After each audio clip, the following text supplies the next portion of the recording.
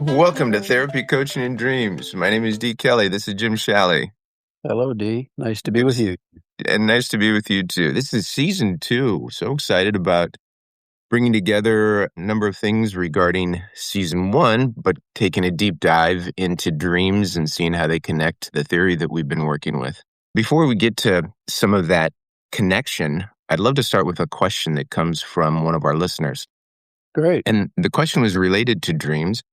The person said that recently they've been having very vivid dreams and have attributed it to medications that they were taking, which there is substantial research that there is a connection between some medications and more vivid dreaming.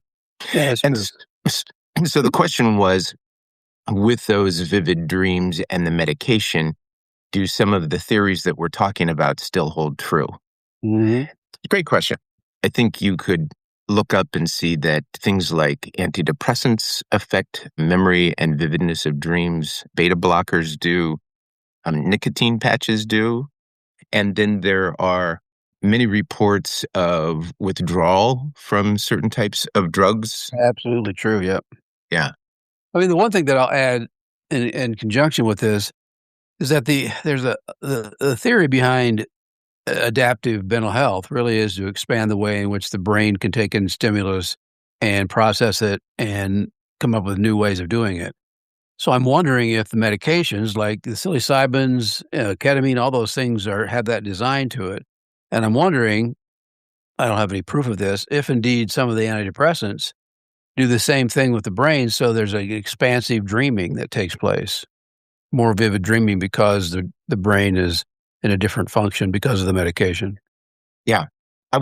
Thank you. I think that's absolutely right. And I would add a couple other things to it. One is that there is at least some documentation about a rebound effect when medications interrupt certain sleep patterns and hinder dreaming. Yeah, I could see that too. Yeah. There is such a need physiologically for that REM sleep state that there will come a time when the rebound takes place, and in an effort to try and catch up on some of that necessary emotional recalibration and some of the chemical shifts that take place during REM sleep, that we can feel like we have a large increase of dream material, which is actually true. Yeah. The vividness is another thing. I Yeah, don't know. that's an interesting concept. I'd be interested in your thoughts about that. Yeah. I don't know of any research that gets specific as to, does that change the nature of dreams, or are you just far more aware of the vividness that is taking place every night, but you tend to sleep through the vividness? Right. Yep. Yeah, because the many medications interrupt sleep patterns, and the research that does happen in clinics where researchers wake you up at various times through the night to uncover what it is that you're dreaming about or thinking about at that time, shows that there is an enormous amount of dream material through the course of the night, probably up to an hour and a half every night of dream material, maybe a little bit more. And that it actually can happen in any stage. It's just more prolific during the REM state. All of that to say that medications and withdrawal from medications, the way in which they interrupt sleep patterns, could simply make the dreamer more aware of dreams that are already taken place. Mm-hmm. Yeah. Yeah, I can see that. So then we can use the formula. Absolutely. Absolutely. I've had the privilege of working with a lot of people on their dreams, and it doesn't matter if it's a small snippet that had very little emotion associated with it or a very grandiose, vivid dream. All of them seem to set themselves up for wonderful opportunities to dig a little bit deeper into the landscape of your personality. That's great. Because I mean that's really what self-awareness is about. What can spike some interest in diving deeper into who I am and who I want to be, and yeah. I have often said that one of my convictions about dreams is, even if you would argue that instead of the dream emerging with this information, we are imposing a paradigm on it. Either one of those approaches to me, if it produces increased self-reflection, I don't care Right. how you view it. If it's increasing your time spent in thinking about your own journey, then it's a productive exercise. Mhm. So anyway, we spent a lot of time, season one, building a understanding of the way in which personality can be viewed. And just a reminder to the listeners, we talked about two vectors, one of those vectors being a masculine versus feminine vector, or another way to look at that is a task-driven versus relationally driven posture toward looking at the emphasis of the energy of our life. Mhm. The other vector is dynamic versus static, an energy that is always moving or an energy that is always organizing and stabilizing. And out of that come four personality styles. The Sturm model, STIR, is that there is the stabilizer, a static, task-driven person. There is the transformer, a relational dynamic person. There is the Yeah, initiator. yeah, if I had to sum up a phrase that one of my clients talked about this week, they were struggling with what that looks like. And I finally came up with a very common phrase. It's they're out of the box. They don't fit in any box. They think outside the box. And when I said that, the guy went, "Oh, that makes sense." Because he asked me the question how I use it because you basically said, "I think you're the transformer." I said, "Yeah, my basic style is that." And he said, "How do you sit all day and do this?" And I said, "Well, the transformer in me is creative as far as how I see someone's life. So I'm able to access that part of thinking outside the box and thinking for an individual differently than they might think. And that's kind of reframing. That's what most therapists do in some ways. Yeah, But that's how I use it. Yeah. it's a great one-word descriptor. For me, the one-word descriptor for the first letter, S, stabilizer, would probably be organization. Like, Absolutely. Yeah, that's great. Great. always is thinking organizationally. Inside the box. That's exactly right. Actually trying to create the box for Yes, those who absolutely. are doing the outside the And box thinking. and interestingly, that's the natural attraction. Right. People that are yep, okay. Yeah. So then the next letter is the I, which is initiator, which is a dynamic, task-driven energy. And in some ways, the expansion or conqueror, I don't want to use necessarily the archetype of conqueror for Right. everybody, but it's always moving kind of an approach. And then the responder, which is always providing, always responding. Yeah. Caretaking, right. So It's with so that interesting model in mind, it's so interesting to work with caretakers. I had one this week that finally understood that the caretaking that she needs to do is about her now, and she said it's really uncomfortable, but she said it's finally made sense that I've given that away, and I was getting exhausted, and so when we started talking about it and what I need to do now is take care of me, she goes, "It feels selfish," and I said, "Well, if you look at it the other way, it was selfish the way you used to do it too, because that was about you as well." It's just that we're all selfish. I think self-absorption is what we try to stay away from. We all wanna take care of ourselves. The word selfish sounds selfish, but really it is about taking care of yourself. yeah, great example. Really Mm. great example. I am going to use a dream of my own.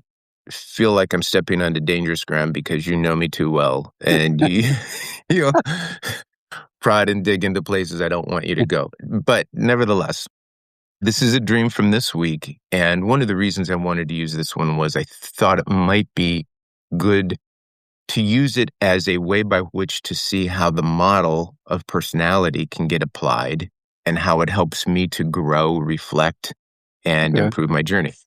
So the dream begins. I'm sitting in a space that isn't very distinct. I don't know where it's at other than it's at a home, kind of in a yard. Some of the scenes take place in the garage and then in one of the rooms. But so I'm sitting where a lot of people have gathered. And at And one point, the people are there? yeah, yeah, Oh, people are gathered there and I'm there as myself. At one point, a person named Marcia, who was seated beside me, we are seated in some lawn chairs on a driveway. She slowly lays down on the blacktop. There's some kind of moisture that looks like mucus or spit or something like that. And when she rolls over on her side, she gets some of it on her sleeve. So I go into the garage to find some rags to clean it up. I can't find any rags that are clean, and it's very frustrating. Her husband is there, but I can't remember what he's doing. In another room where a number of people have gathered, I can hear Kay introducing and interviewing a person by the name of Cindy. Her introduction takes a very uncomfortable turn as she impugns the character and actions of Cindy's former husband. I cringe as I listen. Cindy is surprised at the introduction and tries to defend him, but Kay continues with questions that seem to expose things that others didn't know. The place was uncomfortably silent. I didn't know what to do. Cindy came out of that room and walked toward me and asked a question about how long before she should interact with our family. She was so angry. I didn't have an answer. She said something to the effect of, I don't want any contact for at least 2 years. And then Kay entered the room and came to the table. There was no apology forthcoming. Cindy and Kay briefly interacted, and I woke up. So part of the waking up, part of what I always pay attention in the dream is, what's the emotion I feel when I wake up? Am I afraid? Am I nervous? Whatever. This one felt significant because when I woke up, I felt like my spirit was just crushed. All of it felt so uncomfortable, and I felt so awkward. Middle of the night, I'm waking up, and I'm just feeling horrible. So that's the dream. Were you feeling exposed? Nope. Or No, okay. just feeling like I wanted to fix it, but there was no way to fix it. Like something has been violated. Right. Okay. So a couple of things I want to say. One is that when I mentioned Marcia's husband, I had spent some time with him the previous day. So one of the things we've never talked about, but is true about dreams, is they pick up residue from previous days' experiences and often use that as material. I don't think it's wise to ever dismiss residue because of all of the things that we could remember. Why was that drawn into the dream? But it is also appropriate to acknowledge, well, it was drawn in because it's been recently on my mind. So it's an appropriate question to ask, is there any emotion associated with it? But so Marcia and her husband are actual people in your life? As are Cindy and Kay. Yes. Okay, got it. Okay. Everyone is. So for me... You're sure this was a dream?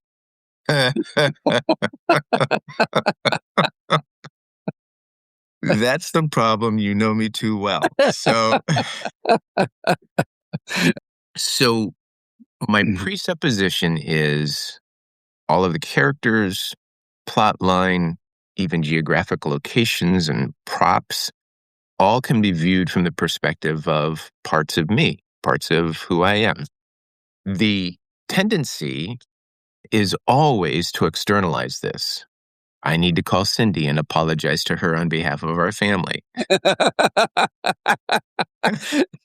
Which would be kind of odd, but might give it a shot. But people do that all the time, Jim. Yes, they do. That's true. They have a dream and somehow they think they need to call the person that was in the dream. It's so true. Yep, Yeah. You're right. Mm-hmm. Or, and if the listener doesn't know this, Kay is my spouse. Yes, that would be good to know. Yeah. And often in dreams, when somebody has a dream about their spouse doing something they don't like, they wake up angry or frustrated at their spouse. And the spouse is totally innocent, going, "What? I didn't have an affair. I didn't break up with your friend. I didn't." That's true. Yes. So it's so essential as I wake up to recognize that it's not about Kay. It's about the part of me that Kay would represent. So here's where I want to go with this. I'm going to give you 3 of the characters and tell you what I think they represent as part of me. then Okay. I want your help to help me. Where do I go with this? Dig a little Okay. bit deeper.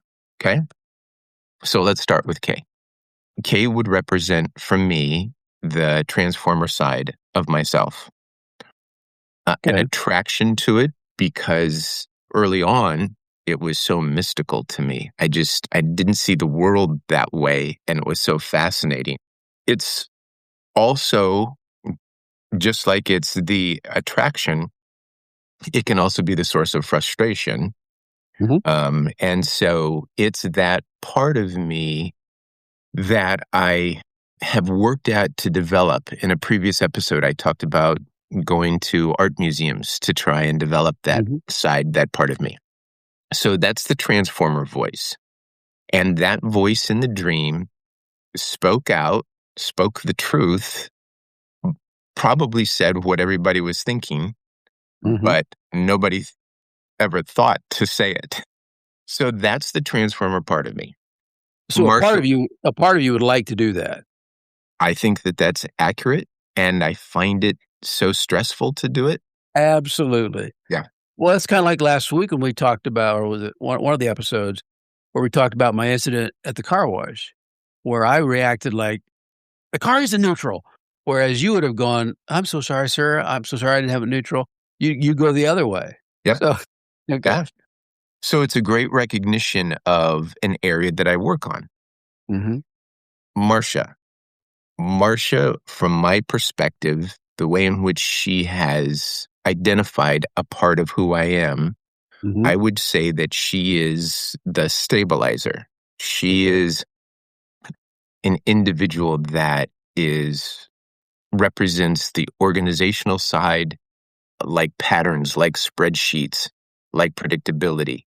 I'm Okay. not saying that's how she is in real life. I'm Right, just no. saying that that's the part of me that she would represent. Got it. Okay. Then the Cindy character, Mhm. again, a real person. And I'm not saying that this is how she self identifies, but Right. the impact that she's You have made to have on these me. you have to have these disclaimers so that if they listen to this, they'll That's know. exactly right. No, That no, Cindy, person. I was not talking about you, not at all. It's me. Okay. Which works great if it's just one on one and we have confidentiality. But this is Yeah, going out to everyone that right that's very true. Mm. represents for me the responder, caregiver, just is wonderful in terms of when she talks, there's this sensitivity. She sees through all of the stuff and seems to see your heart. That's the part of me that would be the responder. So now I have these three representations that in the dream are all female, Mhm.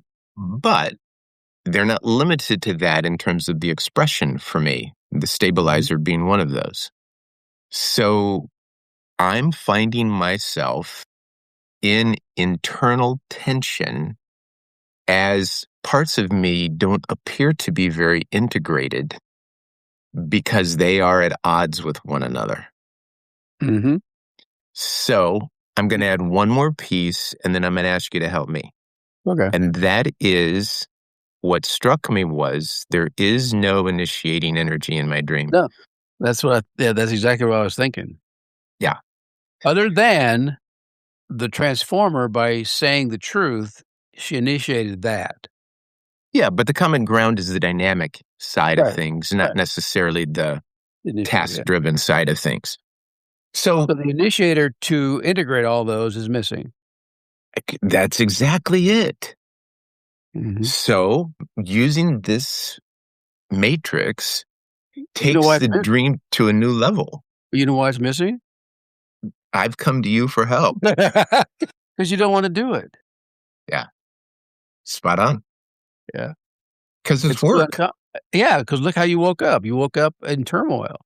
It's a lot of work to actually initiate change from the perspective of a pattern that we're comfortable with. It would be, again, like me having to, uh, you know, read all day long or something that brings structure or something. I love it when I'm doing it, if I get into it, but to start it, yeah, the initiating energy is often hard to access. And that's exactly what it takes to create these changes. And that's why some people that come in that are natural initiators and have transforming energy, like a couple of my clients this week, one guy came in, he said he's been listening to it, and he goes, "Man, that made so much sense, but it's frustrating because my wife is pretty static." And see it, so I've implemented these things. I'm going to be present. It's working with my company, and you can see because he's an initiator.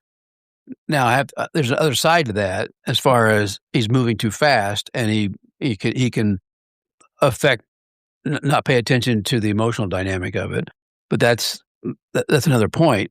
The reality is that initiator will get a good idea, and they'll say, "Oh, I can do this." So Yeah. set with the feeling when you woke up with. You were uncomfortable? What's the strongest word that describes it? Oh, I was holding the tension inwardly of all of the interactions. And I think the primary was the tension between the the transformer and the responder, Absolutely. because the responder is put on the defensive, Mhm. and the responder is not comfortable with being on the defensive. And the responder would almost always say, "My intention is always good." Right. But a transformer who sees through that is gonna absolutely lambast you and say, "You're doing it for you. You take care of everybody else. You're so nice, but you're not that nice." I mean, that's the harsh reality of the transformer because they speak that crazy truth into people's lives that they don't wanna deal with or they don't wanna see or they can't see. Yeah. Now transformer, I mean, the downside of that is your transformer may need initiating energy to tell 'em to knock it off. Yeah. Here's the I think the That's a part of that's the a tech tension. that's a technical term to tell 'em to knock it off. That's That's right. use that. The listeners may not understand My that term. That's my word, it's pretty psychobabble. pretty deep, heavy psychobabble. Anyway, I'm sorry. No, the predisposition of a stabilizer is that there is great concern for social norms. Mhm. Social norms provide predictability and stability. Yeah. And so the social norm in that moment would be to bring things back to peace by an apology. And a transformer doesn't even occur to them. There's no apology necessary. You tell the truth. What's wrong with that? That's Am so I right? true. Yeah, Yeah. that's so true. Yeah. So Oh, I have the inward tension. I hold that tension. you do. Yeah. Yeah. Yeah. Because you're never going to apologize to the car wash attendant. No, in fact, he should apologize to me. That's right. No, the other thing that I thought of in your work life, you've been really, at least from my perspective, you've really been pushing the initiating energy for you Hmm. to accomplish things, to get things done. So I'm wondering if your dream is compensating for that, where you're giving away a lot of that in your work life, but in your personal life, you may need to use more of that. I don't know. Very insightful. So That's the other thing dreams will do. If we're lopsided in our expressions, in my opinion, the dreams come along to try to balance that out. it's part of the recalibration piece.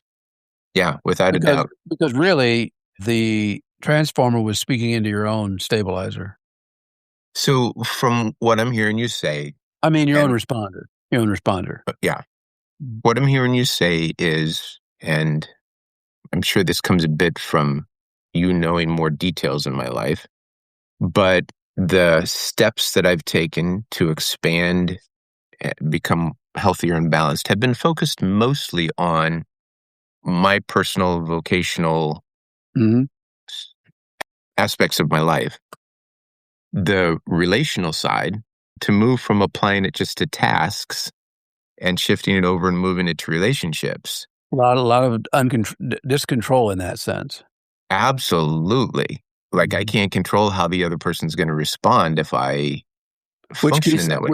which keeps a lot of people from really growing because they're very concerned how it's gonna affect others.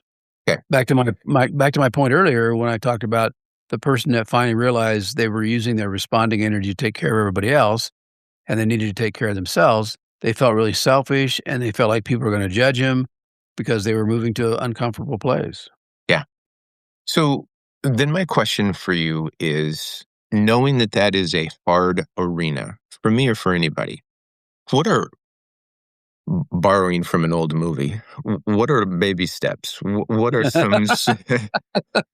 Well, the some last baby small step was blowing yourself up, so we don't necessarily want to quote that movie completely. So what are some small steps that might have the potential to give you some successes to build on relationally when you're trying to step into a new yeah, place with who you well, are? that's the foundational question for all that we're doing. Yeah. It's like, really, what is the small step?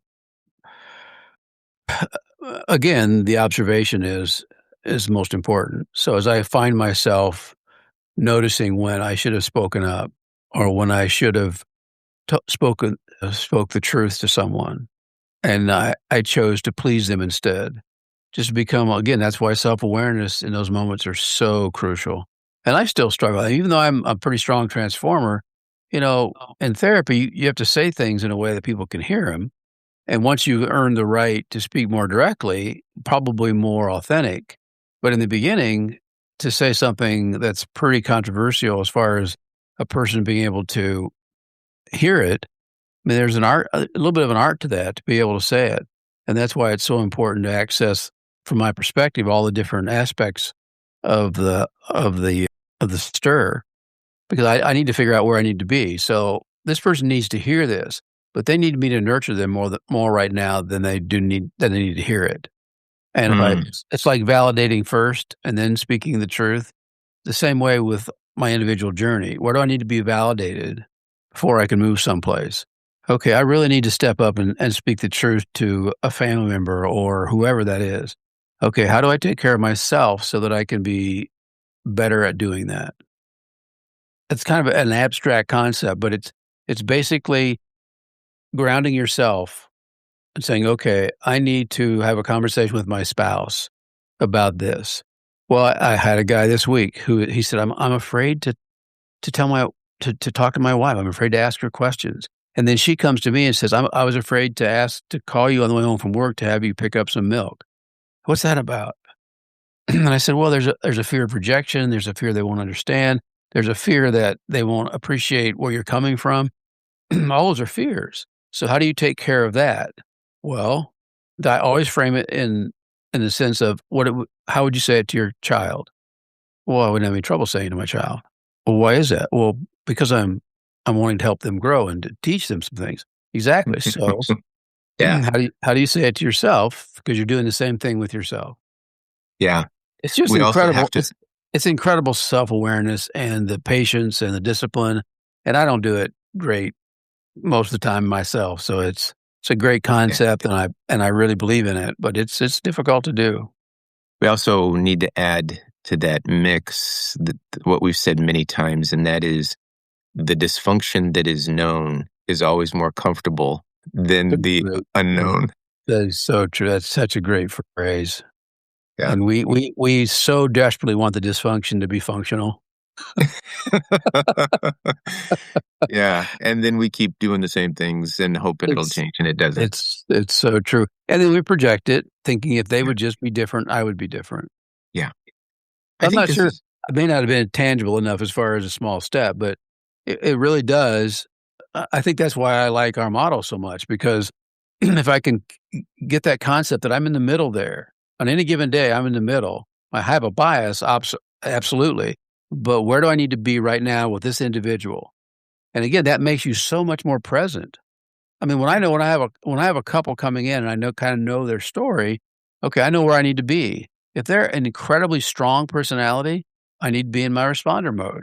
I need to be able to listen to them. I need to be able to be very careful.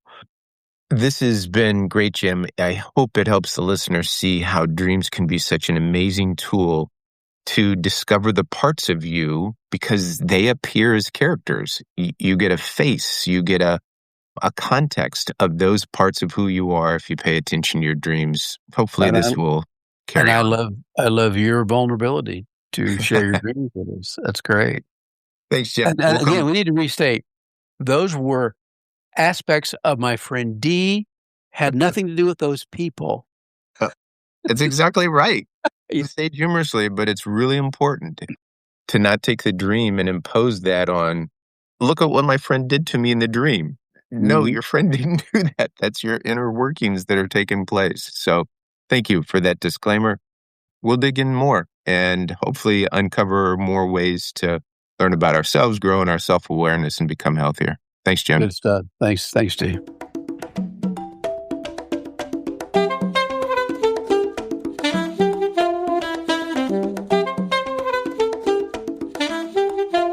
That's it for this episode of Therapy, Coaching, and Dreams. If you're enjoying the podcast, we'd love for you to follow, rate, or share it with someone who might appreciate it as well. Thanks for being here, and until next time, keep growing, stay curious, and take good care of yourself. And my name continues to be Jim Shalley. What was that? You just start over.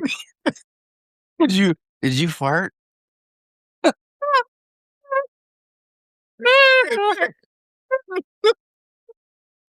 What was it? It was weird. Anyway. Why did you think it was me? Because I could feel me. It may have been my computer, and the way my computer are all screwed up. So you look so startled. Well, oh okay. my goodness. Yeah, no, it's good stuff.